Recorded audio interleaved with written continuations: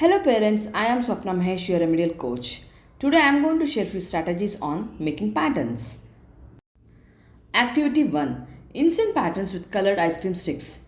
You can also use Dominos, color pencils, or ask the child to draw, color or paint the strokes and show the similar patterns.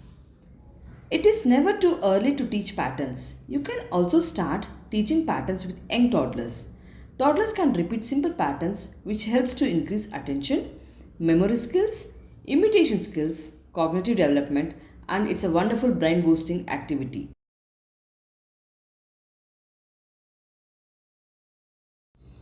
Activity 2. Prefix pattern with ice cream sticks. In case child finds difficult, you can prompt by giving clues or gestures. Patterns teach sequencing and predicting. Patterns helps children to understand, change and show how elements repeat in a logical way.